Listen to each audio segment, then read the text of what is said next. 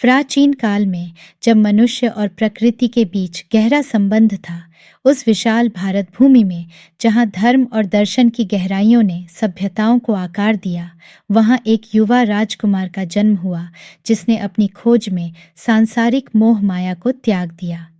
यह कहानी है सिद्धार्थ गौतम की, जिन्हें हम बुद्ध के नाम से जानते हैं। तो चलिए उनकी जीवन कहानी को शुरू करते हैं। अध्याय 1, जन्म और बचपन। बुद्ध का जन्म लुम्बिनी में, जो आधुनिक नेपाल में स्थित है, ईसा पूर्व 563 में हुआ था। उनके पिता राजा शुद्धोधन शाक्य गणराज्य के शासक थे और माता महामाया देवी थीं। सिद्धार्थ का जन्म एक राजकुमार के रूप में हुआ और उन्हें भविष्य में अपने पिता की सिंहासन की विरासत को संभालने की उम्मीद थी। जन्म के समय यह भविष्यवाणी की गई थी कि यह युवक या तो एक महान सम्राट बनेगा या फिर एक महान धार्मिक गुरु। उनके पिता ने निश्चय किया कि सिद्धार्थ को धार्मिक पथ से दूर रखा जाएगा, इसलिए उन्होंने सिद्धार्थ की परवरिश एकदम विलासितापूर्ण और सुरक्षित वातावरण में की। सिद्धार्थ ने अपना बचपन अपने महल की 4 दीवारी के भीतर ही बिताया। उन्हें हर प्रकार की शैक्षणिक और सैन्य शिक्षा दी गई। वह एक मेधावी और चिंतनशील युवक बनकर उभरे, लेकिन उनके मन में हमेशा यह प्रश्न रहा कि जीवन का असली अर्थ क्या है। अध्याय 2, राजकुमार से सन्यासी तक। सिद्धार्थ गौतम एक युवा राजकुमार के रूप में, जिन्होंने विलासिता के बीच अपना जीवन बिताया, उन्हें बाहरी दुनिया की वास्तविकताओं से पूर्णतः अनजान रखा गया था। लेकिन जब उन्होंने बुढ़ापा, बीमारी, मृत्यु और एक सन्यासी को देखा तो उनकी धारणा पूर्ण रूप से बदल गई। ये दृश्य उनके मन में गहरे उतर गए और उन्होंने सोचा कि इस दुखी दुनिया का समाधान खोजना ही उनका असली कर्तव्य है। इस घटना के बाद सिद्धार्थ ने एक रात में, जब सब गहरी नींद में थे, निर्णय लिया कि वे अपने राजसी जीवन को त्याग देंगे। उन्होंने अपनी पत्नी और नवजात पुत्र को सोते हुए छोड़ दिया और एक सन्यासी का जीवन अपनाने का निश्चय किया। यह क्षण उनके जीवन का एक महत्वपूर्ण मोड़ था। उन्होंने अपने राजसी वस्त्र त्याग दिए और साधारण कपड़े पहन लिए। उनके सिर के बाल कटवा दिए गए और वे एक दीर्घ और कठिन तपस्या की ओर बढ़ चले। सिद्धार्थ का यह निर्णय उनके पिता और अन्य परिजनों के लिए अत्यंत दुखद था, लेकिन उनके लिए यह आत्मज्ञान की ओर एक अपरिहार्य कदम था। उन्होंने विभिन्न गुरुओं के पास जाकर ध्यान और तपस्या की विधियां सीखीं, लेकिन वे अभी भी संतुष्टि की तलाश में थे। अध्याय 3, बोधिगया में ज्ञान की प्राप्ति। बोधिगया, जो आज भी बौद्ध धर्म का एक पवित्र स्थान है, वहाँ सिद्धार्थ गौतम ने अपने अंतिम संघर्ष का सामना किया। उन्होंने यह निश्चय किया कि वे उस स्थान से नहीं उठेंगे जब तक कि वे पूर्ण ज्ञान प्राप्त नहीं कर लेते। उन्होंने एक पीपल के पेड़ के नीचे ध्यान लगाया, जिसे बाद में बोधि वृक्ष के नाम से जाना गया। सिद्धार्थ के ध्यान के दौरान उन्हें कई प्रकार के मोह, भय और आकर्षण का सामना करना पड़ा। हालांकि सिद्धार्थ अडिग रहे और उन्होंने अपने मन को पूरी तरह से शांत रखा।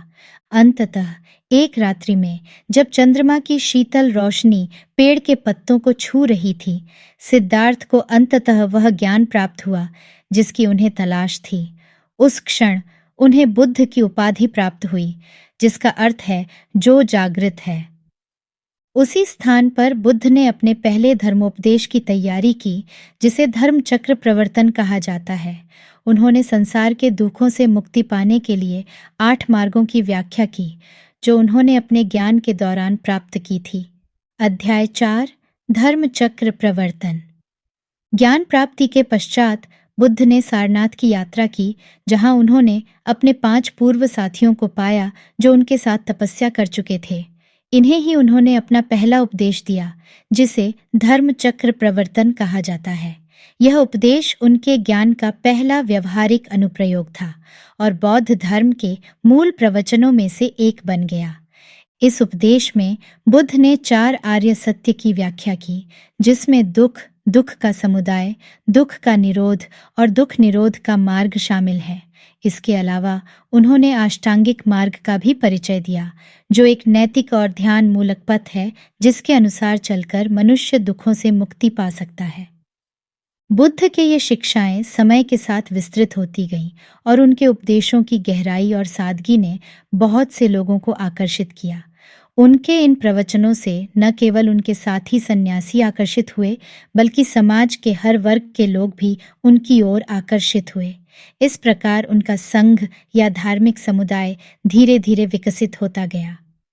बुद्ध ने अपने उपदेशों में सदैव यह बल दिया कि धर्म को जीवन में उतारने का असली मार्ग व्यक्तिगत अनुभव और अंतरात्मा की आवाज को सुनना है। उन्होंने लोगों को स्वयं के लिए सत्य की खोज करने की प्रेरणा दी। अध्याय 5, उपदेश और शिष्य। जैसे जैसे बुद्ध की शिक्षाएं फैलती गईं, उनके अनुयायियों की संख्या में वृद्धि हुई। उन्होंने न केवल भिक्षुओं को बल्कि साधारण गृहस्थों को भी अपने संदेशों के माध्यम से प्रेरित किया। बुद्ध ने अपने उपदेशों के दौरान विभिन्न स्थानों की यात्रा की और उनके प्रवचन स्थान स्थान पर सुने और सराहे गए। उनके उपदेश जीवन के मूलभूत प्रश्नों के उत्तर देते थे और व्यक्तिगत अनुभव पर बल देते थे। बुद्ध की विशेषता यह थी कि वे किसी भी जाति या सामाजिक स्थिति के बंधन को नहीं मानते थे। उनका मानना था कि ध्यान और सही आचरण के द्वारा कोई भी निर्वाण की प्राप्ति कर सकता है। उन्होंने अनेक शिष्यों को शिक्षित किया, जिनमें से कुछ महत्वपूर्ण नाम हैं: सारिपुत्त, मौदगल्यायन और आनंद। इन शिष्यों ने बुद्ध के धर्म को और आगे बढ़ाया और उनकी शिक्षाओं को नई पीढ़ियों तक पहुंचाया। आनंद विशेष रूप से बुद्ध के सबसे प्रिय शिष्यों में से एक थे और उन्होंने बुद्ध के जीवन के अंतिम क्षणों में उनका साथ दिया। बुद्ध ने नारियों के लिए भी धर्म के द्वार खोले। उनकी सौतेली माँ महाप्रजापति गौतमी ने उनसे आग्रह किया कि वे महिलाओं को भी संघ में स्वीकार करें। आरंभ में अनिच्छुक रहने के बावजूद बुद्ध ने अंततः इस बात को स्वीकार किया और महिलाओं के लिए एक अलग संघ की स्थापना की, जिसे भिक्षुणी संघ कहा जाता है। अध्याय 6, महापरिनिर्वाण।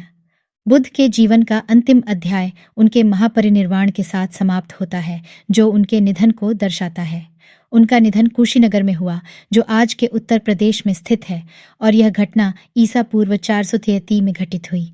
बुद्ध ने अपना अंतिम समय अपने शिष्यों को शिक्षा देने में बिताया, जो उनके जीवन के दर्शन और शिक्षाओं का सार था।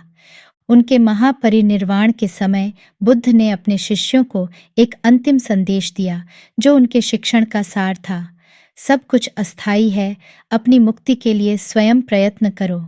यह संदेश उनके धर्म की आत्मनिर्भरता और व्यक्तिगत जिम्मेदारी के सिद्धांत पर बल देता है। बुद्ध के निधन के बाद उनकी अस्थियां विभिन्न स्थानों पर स्तूपों में संरक्षित की गईं। ये स्तूप बौद्ध धर्म के प्रमुख तीर्थ स्थल बन गए और आज भी संरक्षित हैं। बुद्ध के महापरिनिर्वाण के बाद उनके शिष्यों ने उनकी शिक्षाओं को संग्रहित करने के लिए विभिन्न संगीतियों का आयोजन किया। इसमें बुद्ध की शिक्षाओं को संहिताबद्ध किया गया और धार्मिक पाठों के रूप में संकलित किया गया, जो आज त्रिपिटक के नाम से जानी जाती हैं। बुद्ध की मृत्यु ने उनके अनुयायियों को गहराई से प्रभावित किया, लेकिन उनकी शिक्षाओं ने एक विरासत के रूप में जीवित रहकर विश्व भर में अनेकों को प्रेरणा दी है। उनके उपदेश आज भी मानवता को एक उज्ज्वल और शांतिपूर्ण पथ प्रदान करते हैं। इस प्रकार बुद्ध का जीवन और उनके उपदेश न केवल उनके समय के लोगों के लिए, बल्कि आज के समय में भी मानव जीवन के लिए एक दीपस्तंभ की तरह है। उनकी शिक्षाएं और उनका दर्शन आज भी विश्व भर के लोगों को प्रेरित करता है और उन्हें अपने जीवन की यात्रा में मार्गदर्शन प्रदान करता है।